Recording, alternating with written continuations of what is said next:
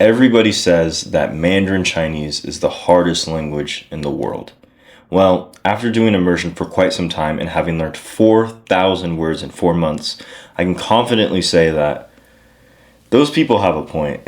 However, just like anything else in life, learning a language is a skill that you build up over time, and Mandarin Chinese is no exception at all.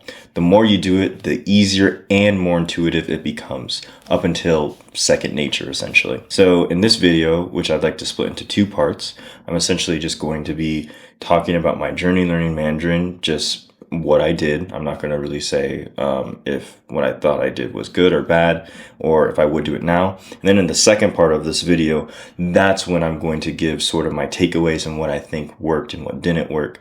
However, I would love to hear your guys' feedback and your own interpretations, because I think discourse is how we get closer to understanding how we truly acquire language. However, if you're going to skip to part 2, I must preface this because you'll be confused. I've been learning Mandarin overall for 9 months, but I've been doing immersion just for 5 months. And it's 4 out of those 5 months where I learned my 4,000 words. So just to preface that, because if not, you'd probably be confused. But if you're going to stick around for my story, then here it is.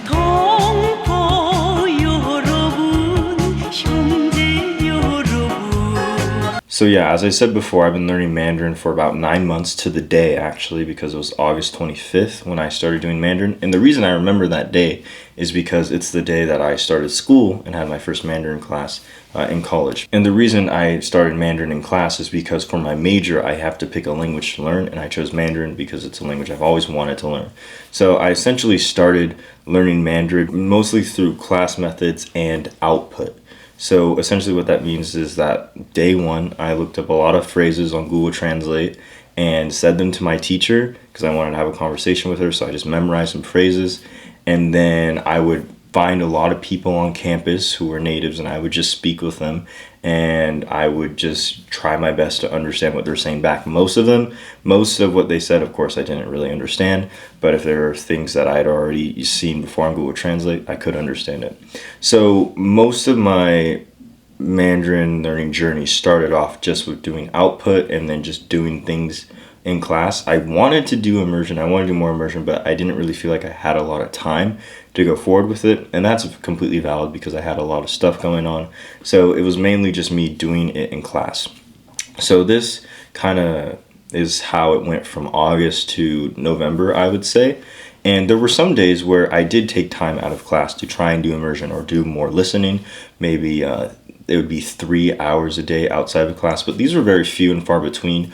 Mostly, I would say, including class hours, as in just doing class like itself, which was an hour long, as well as class work, probably about only an hour to 2 hours like a day of Mandarin I would do, and some days like just less than 30 minutes. So I didn't do it too much, but of course any opportunity I got to speak, I would do it. So just to sort of sum it up, I did a lot of speaking, but not a lot of listening during my first 3 months of learning Mandarin. However, this kind of started to change in December.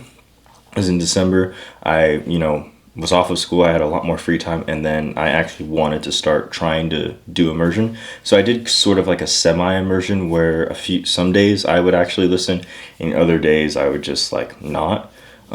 So I kind of started immersion. I kind of started to try and mine a little bit more, and I very quickly saw a lot more gains because especially when it came to mining and mining from content that I was watching over and over again, it was easier for me to maintain those words.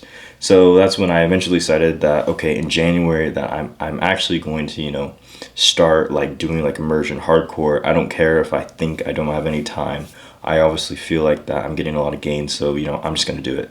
So January comes around, and it's basically the end of January, maybe half the second half of January, where I really start to commit to immersion. A very rough start. It was hard for me to fully figure out how I wanted to mine cards or what way to mine cards, but the ball really started to get rolling in January. So this is where I'll just mark my first month of immersion in January. But February is really where I got the ball rolling because I ended up getting a whole friend group of people who spoke Chinese. Like, not only do they all speak Chinese, they're just cool people to hang around with. So I surrounded myself with them, and very quickly I saw an increase of my Mandarin comprehensibility because I'm literally trying to immerse not only like, with videos online and, podcasts, but I'm also just immersing in real life with speakers. Now, because I wanted to interact with my friends and interact with people around me, I still did a lot of output. I still did a lot of things like speaking to them and trying to think in my head of how I would like to construct sentences.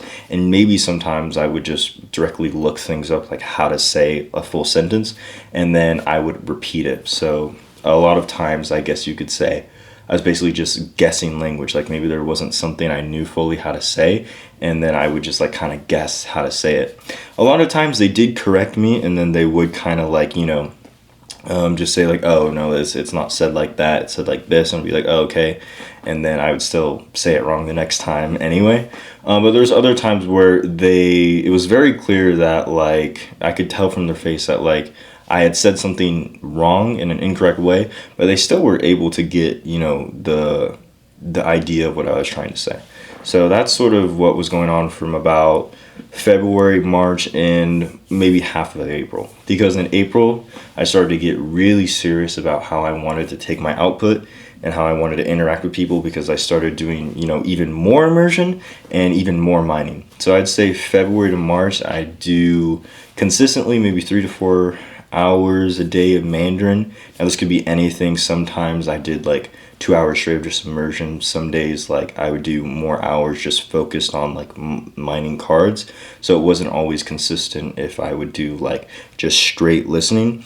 But it's always something that I always made sure to do something that was directly related to like immersion, or like, because mining like is like immersion, like you're directly like interacting with the content. So I'd always make sure to do something that was directly related to immersion, but it wasn't always just straight listening. But in April, I really wanted to change this. So I really tried to make sure that I did get at least 2 hours of just straight listening and a lot of hours of, watching content and then mining. So I quickly jumped from like 4 hours a day to like 5, 6, a lot of days, 8 hours a day. And those days that I had 8 hours were usually because I was just interacting with my friends. So what would happen is I would get a lot of maybe passive immersion or passive listening on my own when I'm listening to content, maybe when I'm at the gym or doing other stuff. But I'd get a lot of active listening when I'm with my friends, and especially in April, because I made sure to not speak as much and just, listen to what they're saying and try to pick up bits and pieces and trying to understand what my friends were saying when they were interacting with each other based off of context, right?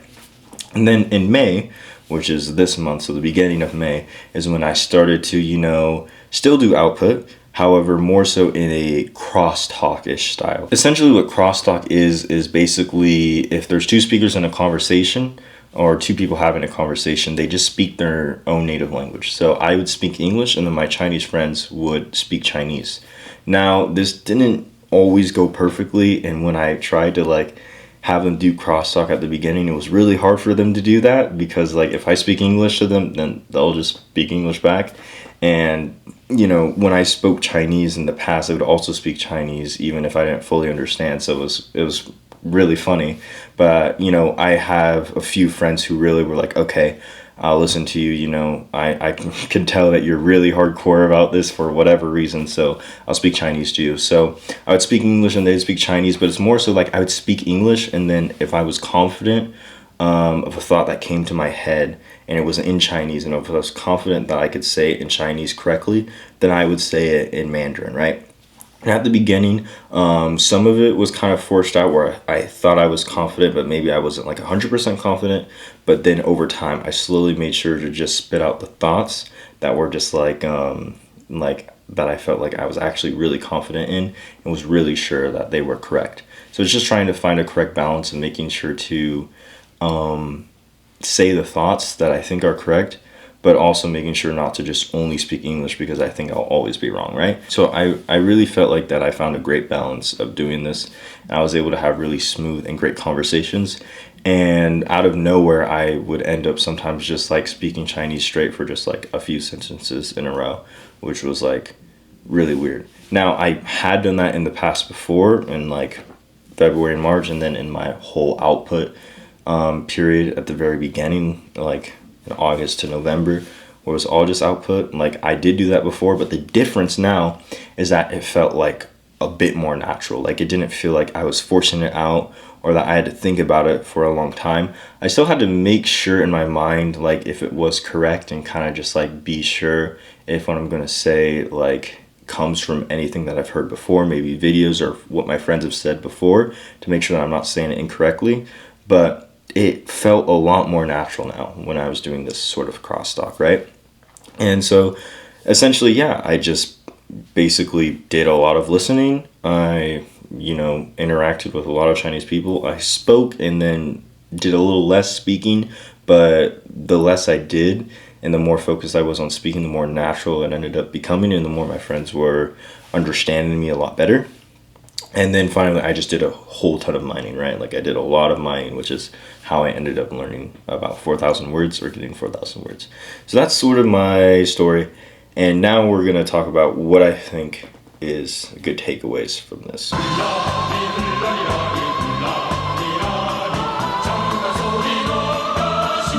Okay, so now we're going to talk about what I actually think happened and what I think were the good things I did, the bad things I did, and, sort of my takeaways. So if you skipped part 1, then go to this timestamp right here and watch this preface, or else you'll be completely confused. So essentially, I think that, yeah, immersion and doing this whole period of immersion, like, obviously, like, has had, like, the biggest, like, benefit to me, right? And especially having like an environment that's in Chinese, not only like just listening, right, and watching videos in Chinese and like having like flashcards in Chinese, obviously like doing SRS, but actually like having people around you that speak the language is very important. And even if that like requires like sometimes having to do output and knowing that you're probably going to have to say things that are incorrect and having the fear of maybe making bad habits, I think it's worth it in the end, because it seems to me that especially in April and May, when I focused on doing crosstalk and being a bit more aware of my speech and how I would say things, making sure I'm not making up language, I'm pulling directly from what I've heard before in the past, I feel like anything that I would say wrong, it started to become overwritten by all the immersion that I've had. The momentum of all the immersion listening that I've had in the past would kind of override anything that I would say incorrectly. And this is in complete contrast to my first few months when I started learning Chinese, because I didn't really do a lot of listening. I did a lot more speaking, and all the time when I would get like corrected by people I would interact with and say, oh no, you don't say it like that, or no, you kind of said this wrong, I'd be like, oh, okay. And then I would go and I would study what I did wrong. I would study the grammar of it, or I would try and make myself say it over and over again just by looking at something, or looking at a Google Translate or something, or like looking it up online. But I would still say it wrong. Like the next day I would just do the same exact mistake.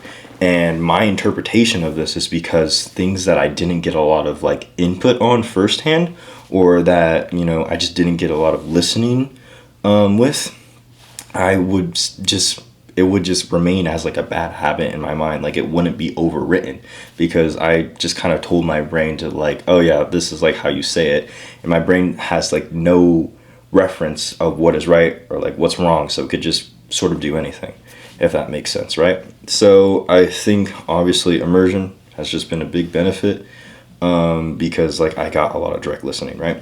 However, something that I must say, which has been a big learning experience with mining cards, is I sometimes would mine the cards and I would mine text cards or make text cards. So essentially that means that the front of the card is text, so it could be just a word or sentence, so it's all in Chinese characters, and the back is just like the same thing, but it just like kind of gives like the definition. And then sometimes I would mine audio cards, and that would mean that either I could do a audio word card, so I just hear a word and I have to know what it means, or I would hear a sentence, an audio sentence, and I have to sort of understand what the sentence means. And I found that by far the audio words and the audio sentences beat out all the text cards, right? And at first I didn't fully believe this, because for my first like 1,500 words, 2,000 words that are like really common, I would still have text cards but still be able to remember them really well. And then when I would go out and speak them, they would be very natural, and they'd be like pronounced like okay-ish, decently, mostly well. However, a lot of cards I would start to mine that like aren't as common, or like maybe let's say like they're food items or something like that, or they're related to a certain interest of mine. So they're not going to be in like the top like 5,000, maybe not even top 10,000 range of common words, right? Those words that I would mine as text cards, I would not remember as much, and it would be harder for me to say them correctly, right? And the reason I think this happened is because, well, if you think about it, the words that I learned that were very common, right? Like even if like I'm gonna read them right and it's possible that I read them incorrectly, what I said before about getting a lot of input and having that kind of like reinforce the correct way of saying something or interpreting something, that's going to override any of my bad habits. So it's possible that I looked at a text card of a word that's like really common, like say it's like the 300th most common word in the language, right? And then I like maybe like I felt like that I got it correctly, but maybe in my mind like I said it like incorrectly or didn't fully understand it correctly, right? But then if I do more input, because that word is so common, I'm going to hear it all the time, my brain is going to internalize just the right way to say it. It's going to internalize like the right way to, think about it, its meaning, everything like that, right? However, for a word that's like, maybe like the 25th thousandth most common word in the language, and I've only heard it like once or twice, and then I go to a card and like I read it to myself, right? Or I kind of look at it and try and guess what it means. And if I do that wrong in my brain and then I go and do more input, because it's not a common word, right? I'm probably not going to see it a lot because it's a less common word, if that makes sense, right? So because I see the word less frequency, my brain doesn't internalize the correct way of how to interpret that word. It might interpret the meaning wrong, how it's used in a grammar structure wrong, and most importantly, how to pronounce it, right? So I found out a lot of these words that I learned that I thought that, I learned correctly, when I would go to say them, I'd use them like incorrectly. I'd use them like if I wanted to use it like as a verb, it should have been used as like a noun, vice versa, right? And just where I placed it in the sentence would be wrong, and also most importantly, the pronunciation was also incorrect, right? So I think for me, it's just very clear that, yeah, for your first 1,000, 2,000 words, if you do text cards, it's probably fine because all the input in like immersion you get will sort of, override any bad habits you could create in your mind. But it's just clear that probably just from the first card you should probably just do audio. Like audio just seems to have like the most benefit in general. So you should just do audio anyway, right? So that's something that I've sort of taken away. And specifically for output, because I know a lot of people in the immersion learning community, have a very strong relationship with output. I, looking back, think that, obviously even it's very funny because, I essentially did, output from day one, like the speaking from day one position essentially, right? And I'm not saying that's like my main position or anything. It's just like I feel like it was just like a situation I naturally came into because, obviously it's like my major, I'm in a class, and in class you usually have to speak. So it's just something that I naturally just started doing. And I'm also an extroverted person, so I love speaking. So I just essentially just naturally kind of got into the position of doing speaking from day one, even if I've never always thought that like that's like the best thing to like do ever, right? But when I became more serious about like, like learning Mandarin, getting good at Mandarin, I just really started to see like really the benefit of input over output and how much input you should get, right? I think we often underestimate how much input we should actually get, right? So yeah, I'm essentially saying that like outputting early on, I don't think has been too much of like a deficit to my Mandarin ability, just because of how much immersion I got, right? But if I did output just output just itself, or making up language when I would read it and say it out for a little longer or much longer without doing any immersion, then I would just probably like form a lot of bad habits that would be really, really hard to get over because of, I would just reinforce the incorrect ways of how to do something beforehand. But because this immersion kind of like was a lot more than the output I got, because, I just think input's more powerful at the beginning, and also like I did it a lot more consistently, a lot more one after another, while my output was kind of like sparsed all around. I just think input's more important than output. But what I will say is that I don't think that you should output from day one. I think that you should wait to speak. And I think for a language like Mandarin Chinese, you should probably wait like a while to speak. However, it's also clear to me that I don't think that you should wait forever to speak. Essentially, what that means is I don't think you should wait till you know everything in Mandarin, or you know, like, you can comprehend everything in Mandarin and then you start speaking. Because what I found is that when I started doing silent periods where I would only listen and I didn't really do like any like speaking at all, like my speaking, like, to me just kind of like felt like that it was getting worse, right? But when I would do kind of those periods of like just listening, but maybe like I did some sort of like pronunciation practice, or like I would try and make sure that I said something like correctly, or I knew that I was going to interact with my friends later on and I wanted to just like make sure that I said something like correctly, then I felt like that my output got a little better because I was directly pulling from my input. However, I think that if we like take someone and like just as like a blank slate and we want them to learn the language like perfectly, I don't think they should do like what I did and like speak like really early on. Like they should maybe wait at least like, let's say, like anywhere from 800 to 1,000 hours of input to start speaking, right? However, I don't think you should wait like 2,500 hours plus or 3,000 hours plus to start outputting, right? I think you should output relatively early on. Not from day one on, the first 30 days. Don't do that. Don't do what I did. I think that was a big mistake. But I still do think maybe after 800 hours or 1,000 hours for a category 3 plus language, you should start outputting. It doesn't have to be anything big. It can just be what I started doing, crosstalk. I think actually starting with crosstalk is the best. It's kind of funny because crosstalk is like the last thing that I've done recently, but crosstalk is probably the best thing to start with because you're, making sure that your brain is only focusing on the things that it understands well and it understands the best and that's confident in. So when it goes to say them and, it's like interpreted like as just natural, correct language by, whoever you're speaking to, then your brain knows that, okay, that's correct. And it will just do that over and over again until it becomes more natural to just start speaking in general, right? So I am in a really funny position because I kind of like did things like all wrong, but I kind of have had like I kind of do have like an advantage because usually you have disadvantages with like doing a lot of output early on.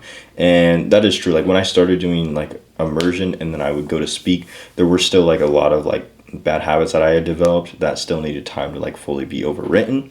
However, I think an advantage that I got from, kind of becoming comfortable with speaking like early on is that like I won't really have any anxiety when I go to speak later on. Because I feel like for a lot of people who wait forever to speak, they've been so comfortable with just like only doing listening and only doing direct immersion that when they go to speak, and obviously it's not going to come out perfectly, it's going to be hard to like, fully, get your thoughts out correctly because it's your first time speaking, they kind of like might feel uncomfortable and might not want to do it. And so they could relapse and then just go and get more input because they feel like, okay, well, obviously like I didn't output like correctly, so I just need a lot more input.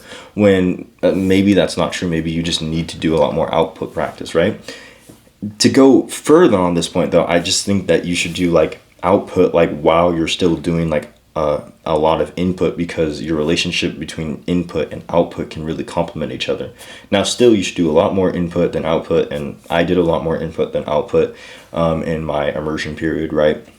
So you should definitely do a lot more input than output, right? But if you do output early on, and especially if you have like a group of people like I did, where they're all speaking Mandarin Chinese, and you quickly like realize that like, like the way they're speaking is just like completely natural, completely native, obviously, right?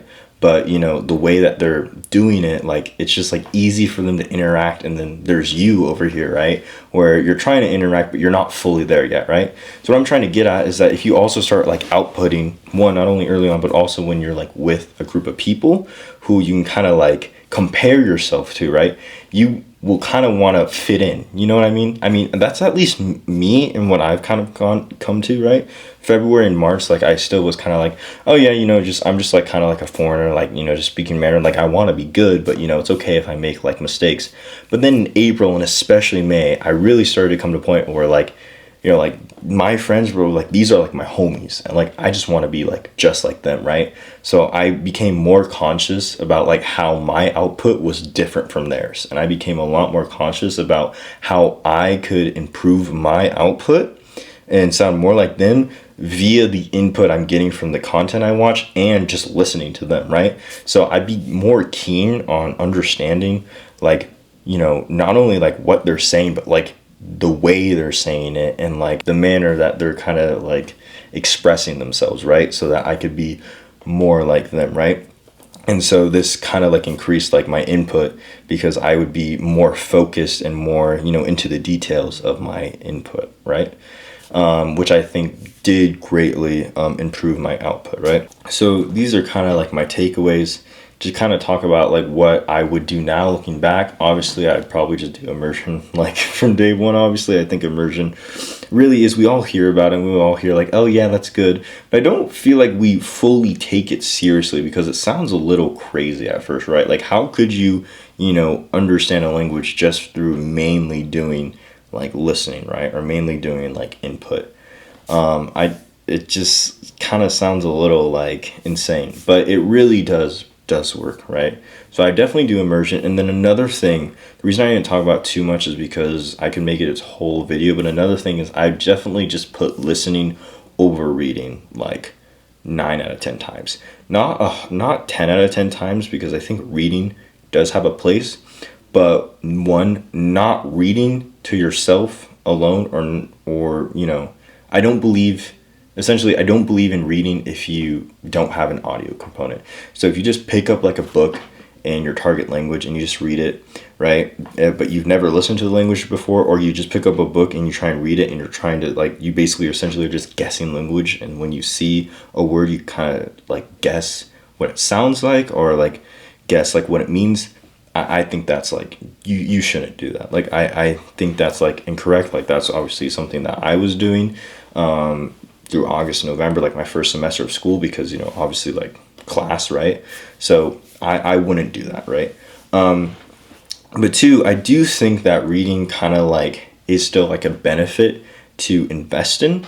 And again, I can talk more about this in another video, but more so it should only come from like your listening. So for example, at least for Chinese, a lot of videos out there just have soft locked captions. So like in the video itself, there's just going to be captions that you can't turn off, right? So you should still watch the video, not trying to look at the captions, right? Because you don't want to, at least for me, I don't want to become someone who just relies off subtitles, and the moment subtitles disappear, my comprehension plummets, right? I just want to make sure that my primary base is sound, right?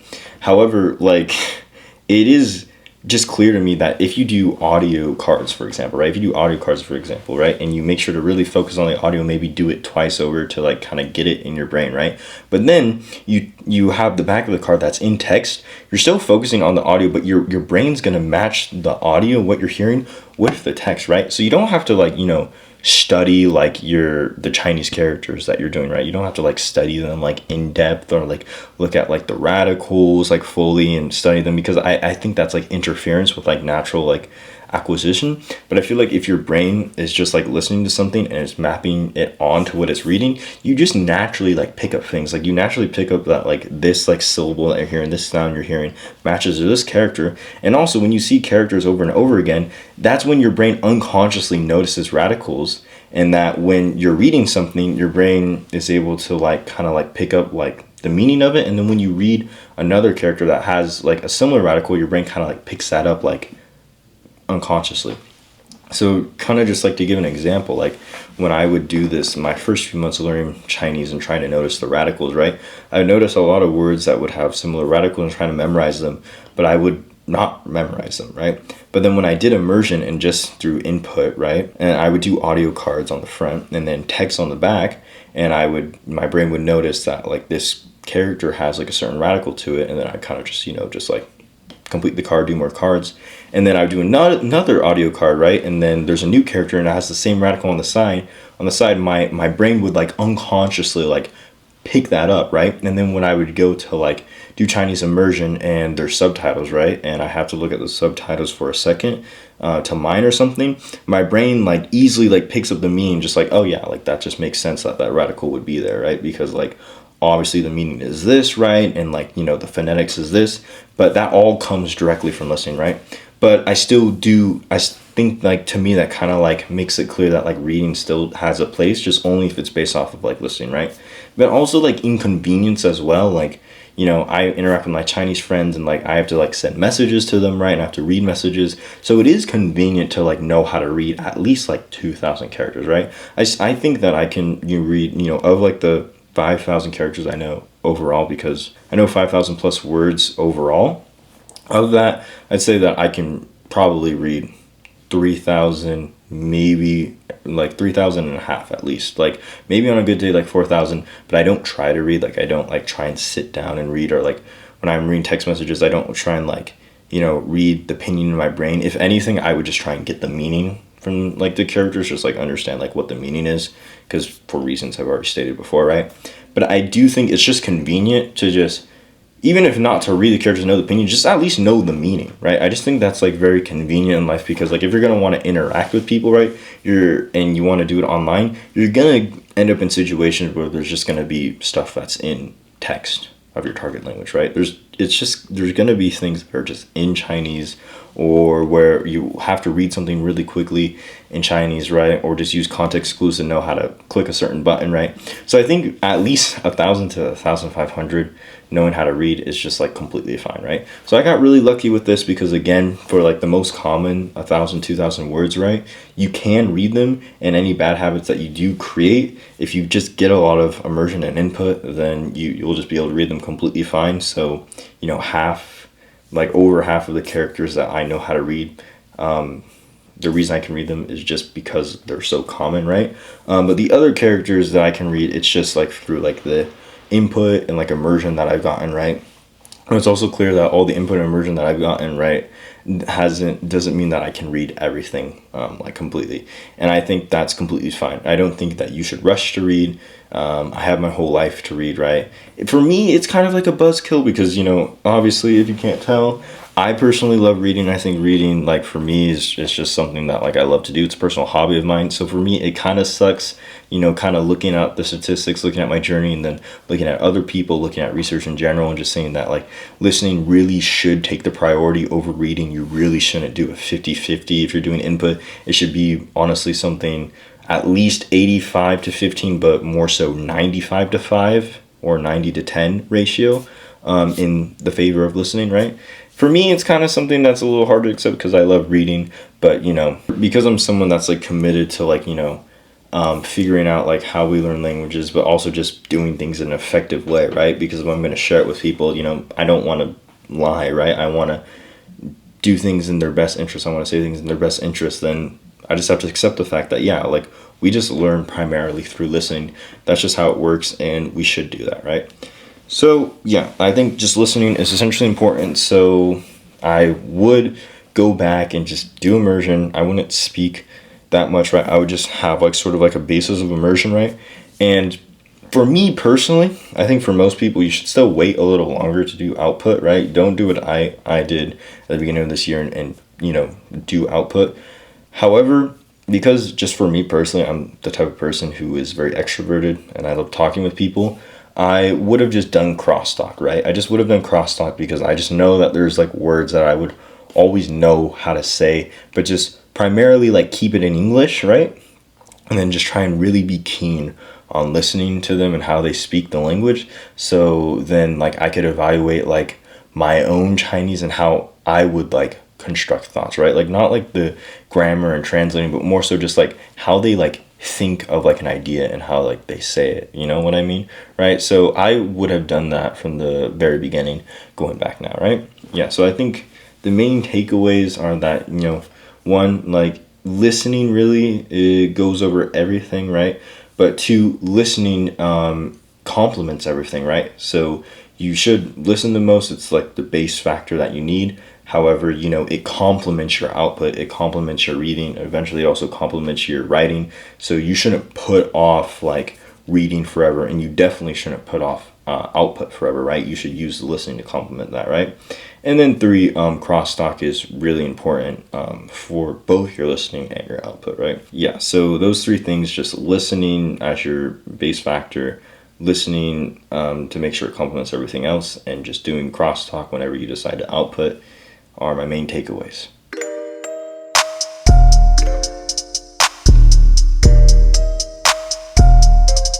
So with all of that, it's kind of interesting now to figure out, where I'm going to go with all of this, because, I kind of like have some disadvantages with obviously doing things in an incorrect order. I also have some advantages, as previously said before, of kind of being comfortable being in a position to speak, right? So what I'm gonna do now is I am gonna have a silent period where I don't really like speak a lot, but because I'm still like like the last time I spoke Chinese was like not that long ago, like it was just like a week ago, right? I still like will like invest in crosstalk and do crosstalk, but I'm not gonna go out of my way to do crosstalk. I'm just gonna like whenever like the situation arises where I'm gonna meet like a Chinese friend of mine, right, or someone who speaks Chinese, like I'm gonna like do crosstalk. Maybe I'm gonna have to like spit out like a few things that are a little unnatural just to get like my point across, or just to say a few things, but for the most part 95% of it I'm gonna just make sure that I do crosstalk, right? However, I'm not gonna put off output for a long time, and the reason I say that is because like my brain is already now so aware of like a relationship between input and output. I feel like my brain is going to be very keen on the input I'm getting, and it's going to be, I feel like more prepped to do output compared to like the average person, right? Now, again, has its advantages and disadvantages, because usually you just want to have like a lot of input first before you do output, and then have that situation like where your input is complementing your output kind of like happen naturally. For me, it just happened in like the reverse, like I did a lot of output first, right? However, I just think because my brain is very comfortable being in a state of doing output, and is now very aware of, being a state of output where it's pulling directly from input and comparing, other native speakers' input to my output, I'm not going to put out output for a long time. However, I still would like to have like a silent period, right? Just to make sure that like, I focus on my input, any bad mistakes that I made when I did output, because I still did a lot of output, any bad habits that I gained, or anything that, kind of in my mind that I would kind of intuitively say that is incorrect, I just kind of want my brain to kind of like fix it, right?